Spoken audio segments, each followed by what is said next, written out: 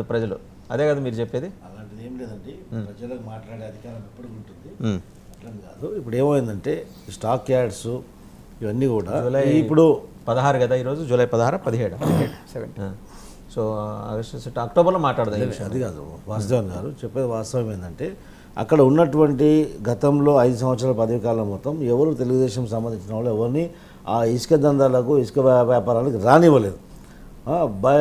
ఫోర్సబుల్గా మొత్తం వైసీపీ సంబంధించినటువంటి నాయకులు వాళ్ళ వ్యాపారస్తులే అక్కడ నుంచి దాంట్లో వ్యాపారాలు చేశారు.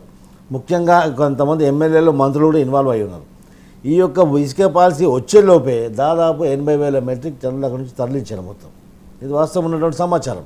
ఇది జరిగింది వాస్తవం అయినప్పటికీ దీని మీద సమగ్ర విచారణ చేసి దాని మీద కూడా బాధ్యులైన వారి మీద చర్య తీసుకోవాలి, తీసుకుంటాం కూడా. పవన్ కళ్యాణ్ గారు ప్రభుత్వం తరఫు నుంచి ఇలాంటి విషయాలు జరగొద్దని కూడా క్లియర్గా ఇన్స్ట్రక్షన్స్ ఇచ్చారు. ఖచ్చితంగా దాన్ని నియంత్రిస్తాం కూడా. ఎందుకంటే ఒక ప్రభుత్వంలో ఉన్నాం కాబట్టి ఒక తప్పు అయితే ఎస్ ఇట్ వాజ్ హ్యాపెండ్ అని చెప్పేసి we are the responsible for that. What are the initiative steps required we are going to take it. Right. ఒకసారి మనకి వైసీపీ రేగిడి లక్ష్మణరావు గారు వారు కూడా జాయిన్ అయ్యారు. సో ఏమండి, ఒక పక్క రాష్ట్రంలో ఇన్ని డెవలప్మెంట్స్ జరుగుతుంటే కూల్గా మీ నాయకుడు వెళ్ళి బెంగళూరులో కూర్చోటాన్ని ఏమన్నా చూడాలండి.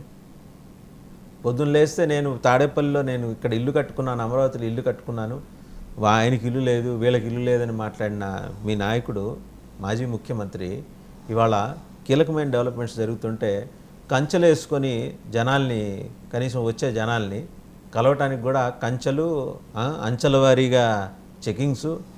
ఇంకా మీరు మారరా లక్ష్మణరావు గారు? వినిపిస్తుందా లక్ష్మణరావు గారు? వాసుదేవన్ గారు చెప్పండి. గుడ్ మార్నింగ్ అందరూ కూడా. Good morning. జగన్మోహన్ రెడ్డి గారిలో మార్పు వచ్చింది, చాలా క్రిస్టల్ క్లియర్గా మాకు అర్థమవుతుంది. మేము మాట్లాడినాం, జగన్మోహన్ రెడ్డి గారిని మేము కలిసాం. ఆయన ప్రజలకి, కార్యకర్తలకి, నాయకులకి ఇవ్వాల్సినటువంటి భరోసా త్వరలో ఒక కార్యక్రమం ద్వారా ప్రజల్లోకి రాబోతూ ఉన్నారు. బెంగళూరు నుంచి వచ్చిన తర్వాత అసెంబ్లీ సమావేశాలకు కూడా పాల్గొంటారని నాకున్నటువంటి ప్రాథమిక సమాచారం. ఇంకేంటంటే సమాచారం ఏందండి, అసెంబ్లీ సమావేశాలకు అటెండ్ కావడం వాళ్ళ బాధ్యత కాదా? ఇంత సమాచారం అయింది. ప్రజలు ఓటేసి గెలిపించింది, అసెంబ్లీకి పోయి చర్చించిన ఆయన అని చెప్పేసి పంపించారు. వెయిట్ చేయండి, వెరీ రాంగ్. మాట్లాడదాం, వెయిట్ చేయండి, నన్ను మాట్లాడలేమండి. వేసిన స్టార్టింగ్ లో మీరు అది కరెక్ట్ కాదు, వెయిట్ చేయండి. అంటే వాస్తవానికి నేను అనేది ఏంటంటే డెవలప్మెంట్ చేస్తూ ఉన్నారు, డెవలప్మెంట్ అవుతూ ఉంది. మేము 2019లో అధికారంలోకి వచ్చినప్పుడు 100 కోట్ల బడ్జెట్ మాకు మిగిల్చడం జరిగింది చంద్రబాబు నాయుడు. ఈ 100 కోట్ల బడ్జెట్ 100 కోట్లు మాత్రమే ఉన్నాయి. ఈ 100 కోట్లతో ఏ విధంగా పరిపాలిస్తారు జగన్మోహన్ రెడ్డి గారు? ఇప్పుడు పెన్షన్ ఇవ్వాలంటే ఆ రోజుల్లోనే 3,000 కోట్ల పైనే అవసరం అవుతుంది. జీతాలు ఇవ్వాలి, ఇవన్నీ కూడా. మరి అప్పుడున్నటువంటి ఆర్థిక మినిస్టర్ ఎవరైతే యనమల రామకృష్ణుడు ఏమని రాశారు ఆర్బీఐకి? అసలు మేము అప్పుకే రాము, ఇదే this is last and final అని చెప్పి ఆయన లెటర్ జరిగింది. చాలామంది కూడా ఏమనుకున్నారంటే ఇంకా జగన్మోహన్ రెడ్డి గారు ఏం చేస్తారు అని వాళ్ళ సొంత మీడియాలోనే ఏమైతే వాళ్ళకి ఎల్లో మీడియా ఉందో ఆ ఎల్లో మీడియాలోనే ఈ ప్రసారం వచ్చి కథనాలు వచ్చి మీ మీడియా ఏంటండి? అలాగే ఈ రోజు మీరు చూస్తే పదే పదే time and again don't say like that. Yellow media వాళ్ళది ఎల్లో మీడియా అయితే మీ మీడియా ఏంటి?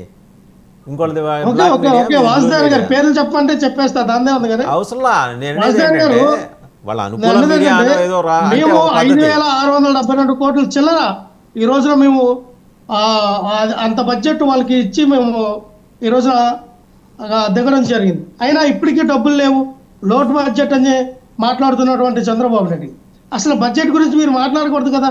మీరేం చెప్పినారు ప్రజలకి? జగన్మోహన్ రెడ్డి గారి కన్నా ఎక్కువ సంక్షేమం, జగన్మోహన్ రెడ్డి గారి కన్నా ఎక్కువ డెవలప్మెంట్ చేస్తాం. అది ఎలా చేస్తాం అంటే మేము సంపద సృష్టిస్తాం, ఆ సంపద సృష్టించిన డబ్బుల ద్వారా మీకు ఎవరికైతే రైతులకి వృద్ధాప్య పెన్షన్ అన్నీ కూడా పంచుతాం అన్నాం. సో సంపద సృష్టించిన వాళ్ళకి ఈ యొక్క లోటుబాట్ల గురించి మాట్లాడటం నాకేంటి విడ్డూరంగా ఉంది. 46 ఇయర్స్ ఇండస్ట్రీ, 46 ఇయర్స్ అనుభవం ఉన్నటువంటి ఒక రాజకీయ నాయకుడు, ఒక సీఎం హోదాలో ఉన్నటువంటి చంద్రబాబు నాయుడు గారికి మరి ఎంత ఫూలిష్ గా మాట్లాడతారని నేను అనుకోవట్లా. ఎందుకంటే ఏమండి నెల రోజుల్లో చూడండి ఒక్క విషయం లక్ష్మణరావు గారు ఇక్కడ మీకు చెప్పాల్సింది, నెల రోజులైంది, అన్ని 4 డిసిప్లిన్స్లో ఆయన శ్వేతపత్రాలు రిలీజ్ చేశారు. ప్రతి దాంట్లో పాయింటెడ్గా 1 by 1 ఏం జరిగిందో చెప్పుకుంటూ వచ్చారు. ప్రతిదీ ట్రాన్స్పరెంట్గా చేస్తున్నారు ఆయన కానీ డిప్యూటీ సీఎం కానీ. మీరు నెల రోజుల్లోనే సంపద సృష్టి అని అంటున్నారు, మరి 5 ఏళ్ళలో మీరు రోడ్లు కూడా వేయలేకపోయారు కదండి. ఒక విషయం సార్, మేము రోడ్లు వేయలేదా ఏంటంటే ప్రజలకు తెలుసు. మేము రాష్ట్రం మొత్తంలో ఉన్నటువంటి కొన్ని చోట్ల మాత్రం రోడ్లు వేయలేదు వాస్తవం, అన్ని చోట్ల కాదండి. కొన్ని చోట్ల గెలిపించారు మిమ్మల్ని. రోడ్లు వేయకపోవడం అనేది వాస్తవం. లక్ష్మణరావు గారు అందుకే కొన్ని చోట్ల గెలిపించారు. ఎంత సంపద సృష్టించారు మీరు అధికారంలోకి వచ్చిన తర్వాత, ఎంత సంపద సృష్టించారు. అంటే వాళ్ళు వచ్చి నెల రోజులైందండి, ఇల్లాజికల్ గా ఉంది, ఇర్రేషనల్ గా ఉంది మీరు అనేది. నెల రోజుల వ్యవధిలో సంపద